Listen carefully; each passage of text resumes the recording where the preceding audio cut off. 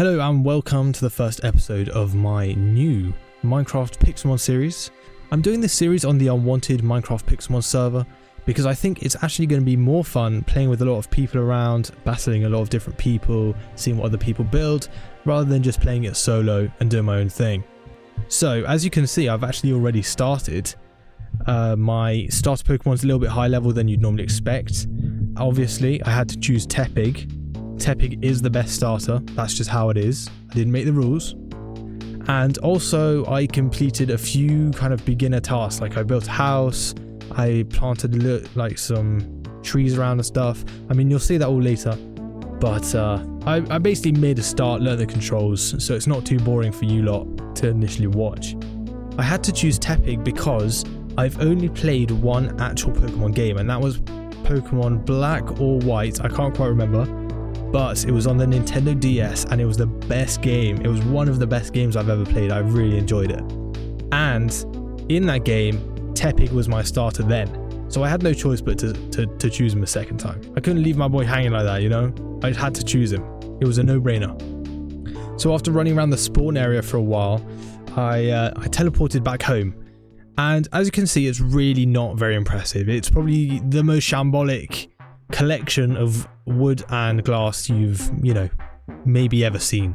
I know everyone has some stinker first houses, but this is really right at the bottom. But it's fine, because I'm sure in later episodes I'm going to rebuild something and it's going to be really nice. So hold on for that.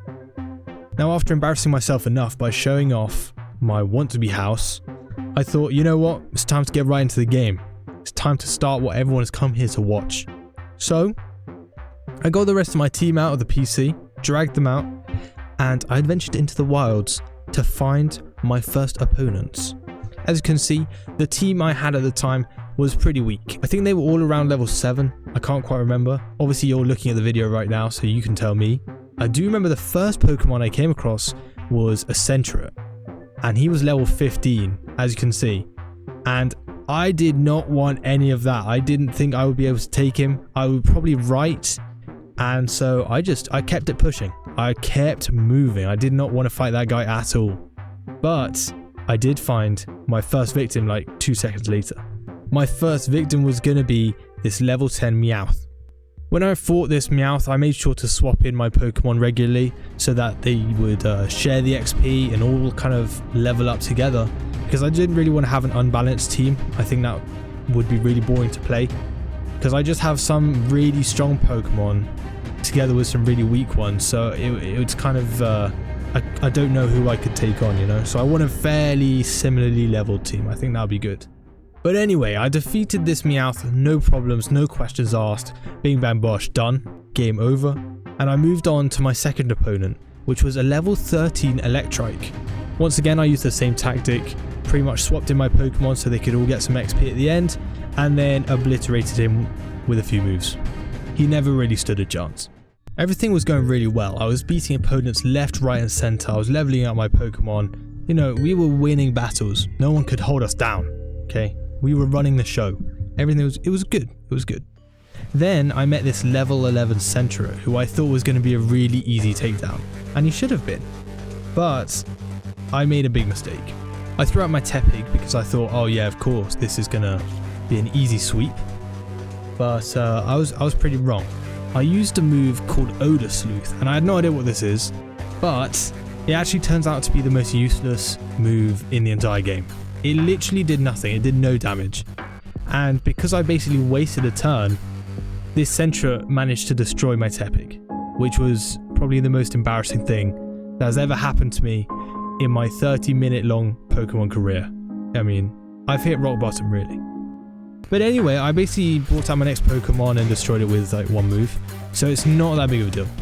I quickly hopped back to spawn to heal up my Pokemon and then got straight back into the wild. I fought a few more Pokemon, there was nothing really crazy to report to you guys. I did come across this Mareep, which is like a sheep Pokemon, and he was trespassing on my land. He was getting suspiciously close to my house, which I was not a fan of. So I used my very own Centret. I've recruited the evil guys, they're on my side now. I used my very own Centret to destroy this Mareep. That's what happens when you trespass. That is a warning to everyone and every Pokemon thinking about coming anywhere near my house, okay? It's not gonna work. Now, you won't see much nighttime gameplay because the footage is really, really dark.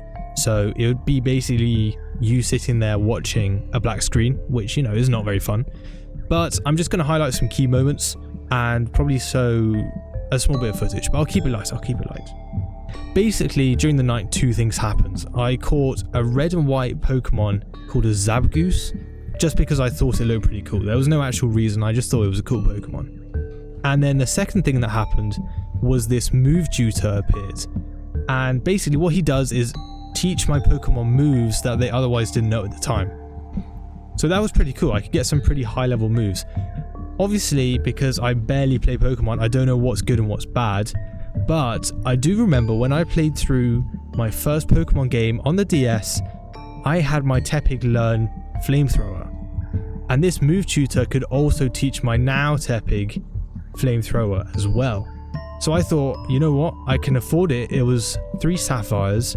So I hopped home, got my sapphires, paid the man, and learned the move.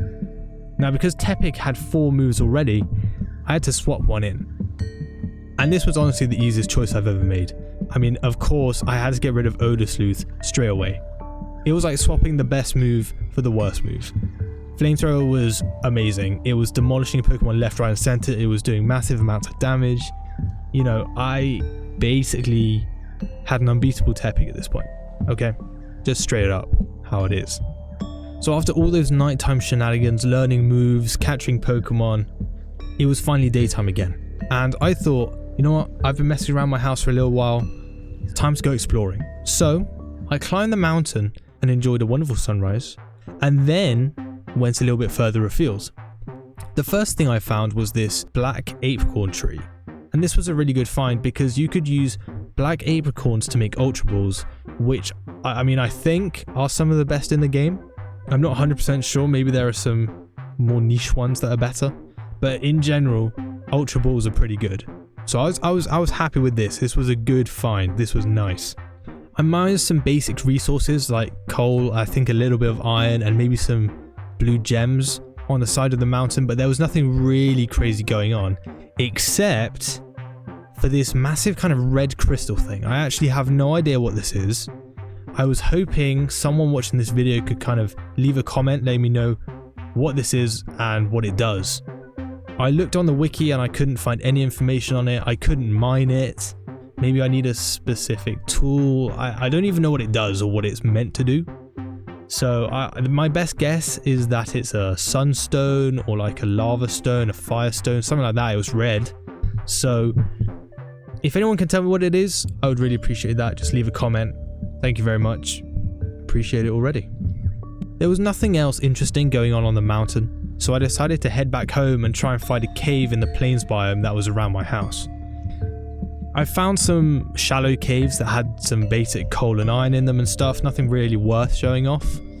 As I was emerging back into sunlight, basically this level 30 flaming horse Pokemon thought it could just pull a drive-by on me and then get out of here.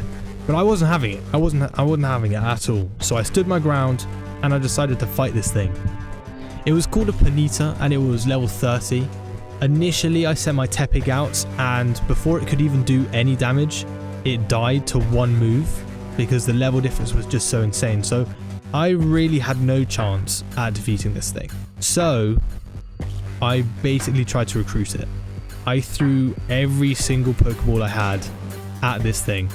Now, after what felt like 100 goes of throwing all these different types of fancy balls at it, I finally managed to catch it. I made my way back to spawn and grabbed her out of the PC. I can't remember what Pokemon I swapped her in for, but if I can't remember, it wasn't important. So, I mean, you're seeing the footage. Let me know what it was in the comments. So once I got back home, I threw out the Ponyta just to have a look at what I'd captured in kind of closer detail without being attacked by it. And this thing was pretty cool. It was pretty simple in a way. I mean, it was just a flaming horse. I mean, this Ponyta was definitely on some performance enhancers. There was no way a normal horse could go this quick. I mean, I get it's on fire, but even then I think this horse was on some kind of drugs of some sort. I mean, it would not pass a test, you know what I mean?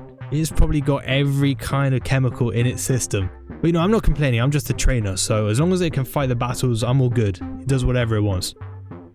I was racing around on my fiery enhanced horse, and I came across this really deep cave. The shallow levels were all full of very basic stuff. I think there was a lot of coal, a lot of iron, maybe some gold. But then when I got down to the lower levels, I was finding some Pixelmon exclusive ores, which were pretty cool. I was finding some purple crystals, blue crystals. I think I found some rubies as well. I also found some diamonds, but that was cool. But by far, the most interesting thing I found down there in the mines was this really, really fat Pokemon. I was just minding my own business, standing around some lava pools trying to find some diamonds, and I turn back and I just see this huge legendary Graveler. I mean, this thing was massive. I didn't exactly know what to do. I kind of just wanted to squeeze past it, just to kind of keep up with my day, just keep it pushing. But I don't know, curiosity got the better of me, and I tried to attack this thing. I can't lie, there's no two ways about it. I tried to attack this thing. I sent out my level 30 Ponyta. It was a level 70 legendary, which is probably why it was so big and it was coloured weirdly. So I don't think Gravelers are normally yellow, but it was pretty cool nonetheless. However, my Ponyta died with a single hit, and there was no chance I was using my basic Pokeball to catch this level 70 legendary. So I basically just fled the battle, and I said, you know what, I'm gonna leave it there for you, have a good day, enjoy your cave. So I, you know, squeezed past him and left. I left him in peace. Hopefully when I'm high levels in later episodes, I'll be able to do something, catch something like that. But for now, I'm gonna have to leave it there. That's the end of the show in that respect, you know. When I got home, I realized I had these random power-up items. I don't really know what they do. I can guess. I mean, some of them up the defense, some of them give you better attacks, more powerful attacks. I don't know. But I thought the best thing for me to do was just to sell them. So I took them all out of my chest, out of my storage, along with some other things I thought were pretty useless. And I just went to the spawn point, to the Pokemarts, and tried to sell them all. So that went pretty well. I think I managed to sell most of the stuff. I couldn't sell some film, which apparently you need for some cameras. But I don't know what you'd use a camera for in Minecraft when you can just take screenshots. I don't know. I'll look into it. But it seems pretty useless. Anyway, I did actually finish my selling with, I think it was around 5,000 Poké-Dollars, if that is what the currency is called. Whatever. I just finished with like 5,000 of the currency. So I didn't need to buy anything, but at the same time I didn't need to have those power-up things with me. So I was pretty happy with 5,000. That was a good amount. Now, as I was walking away with my 5,000 Poké-Dollars from all that selling, I came across this random guy standing outside the Pokemart. He said he would fight me, and if I won, he would give me 2 rare candies and some money. And I thought, you know what, I'm the best trainer around. Obviously I have a flaming horse on drugs. How am I not going to win this? This is easy money for me right now. I basically went to fight this guy, and as soon as I threw out my Pokemon, I was really smug. I thought, you know, an easy win. Could sweep this guy. But my Ponyta was like on 0 health. I think he had like 4 or 5 health or something. It was a dire situation, basically on the brink of death. And so all this guy had to do was get his Pokemon to blow over my Ponyta, and then she fainted. And the rest of my team was way too weak for his. So I was meant to beat this guy. I could beat this guy. I actually healed up my Pokemon after losing and went back straight away to fight him again. But he said he would only fight me once a day. So you're going to have to wait until next episode, episode 2, to see me absolutely demolish this guy and his level 12 Pokemons. But I couldn't do it this time. I'll do it next time, I promise. After that embarrassing loss, I basically wandered around spawn for a while, trying to see if there were any hidden secrets or Easter eggs. You know, just kind of exploring the spawn. There was a lot going on. It was nice. It was cool. Big buildings, Pokemons in the sky, all this, that, and the other. Very cool. And I did actually discover a massive Pokemon stadium. I walked through to the middle, to the open area, and I thought, you know what? If there's a tournament here one day, this would be a really great place to hang out. You know, you could watch some battles, meet some people, just chop it up, you know, all good. But, you know, it was currently empty, so there was nothing much going on. But Having said that, I did find something pretty mysterious. I made my way to the basement of the stadium and I found a whole big long room full of level 100 Pokemon trainers. I mean, this is the weirdest thing. It was just rows of level 100 Pokemon trainers. They weren't doing anything, they weren't fighting each other. It was like some weird Pokemon cult. I mean, you can't walk into a cellar full of some of the highest level Pokemon trainers in the world and think this is normal. This is not normal. This is how rich people get together and do bad things. This is an evil cult I'd come across in my first very episode. So I swore then and there that I would have to get strong enough to take out this evil cult that was hiding in the cellar. You know, this was not funny. This was not games. This was serious. But currently I was like level 12, so I basically ran away because they would demolish me. You know, they would have to sneeze on me and my team would die. So I walked out of there, but I promise I'll come back. They are not safe. They are not safe for me. After leaving spawn, I got back home and I thought to myself, look, I'm not winning any battles so far. So I need to power up my Pokemon a little bit more, okay? So that's basically what I did. I ran around fighting every Pokemon I could, swapping in my team, swapping them here, swapping them there, so everyone was getting XP.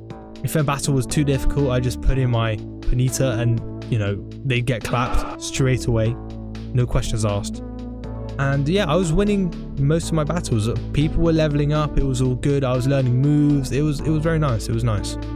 But even after fighting some pretty mid-tier Pokemon, I still collected some damage, you know, here and there. The occasional, you know, tackle or bite attack would hit one of my Pokemon, so they were pretty low health. But I decided to solve this problem, I was going to have to make my first bit of Pokemon tech. None other than the Pokemon healing box. I don't know the technical term, but it's like a box and it spins the Pokeballs and they heal. So it's all good. Basically, it cost me one of my 3 diamonds, but I thought, you know what, it's quite worth it because every time now I have to go to spawn to heal them. Instead now I can just stay at home and do it and be out in the wild for longer, fighting more, leveling up quicker. So it was all working in my head. It was all good. Now, as my Pokemon were healing, I looked out of my really bad windows and I saw a huge water spider thing. Okay, this thing was massive. It was just bobbing up and down at the other end of the river. But I thought, you know what, that's pretty cool. I need that on my team. That would be sick. It turns out this massive bobbing spider was a level 22 Araquanid, which I was determined to catch. It took me a while, but after attacking it a few times, few hits here and there, and basically throwing all my Pokeballs at this thing, I managed to catch it. So I was very happy indeed. This thing was cool, this thing was massive.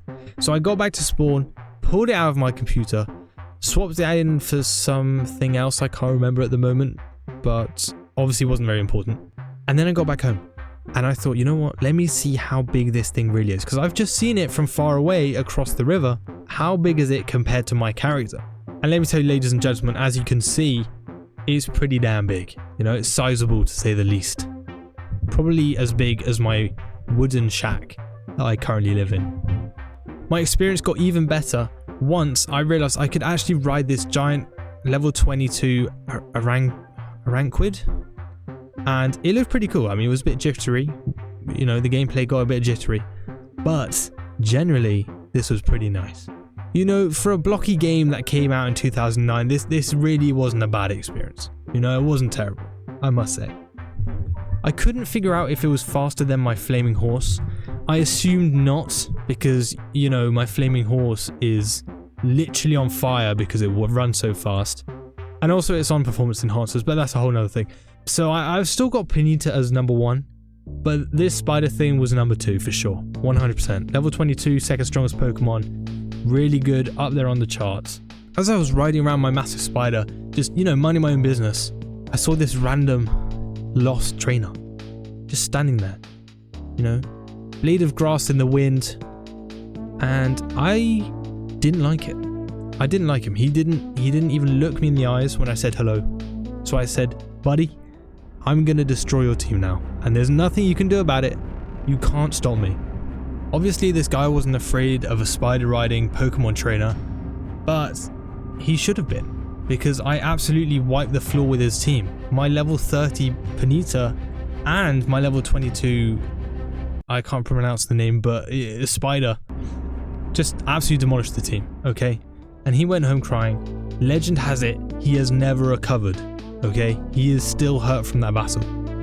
Now that guy never came round my house ever again, okay? He never stood in my field, and he was always scared of my spider from then on. Maybe after hearing about that guy's defeats, these Pokemon trainers will think twice before coming round to my house, trying to mess with me.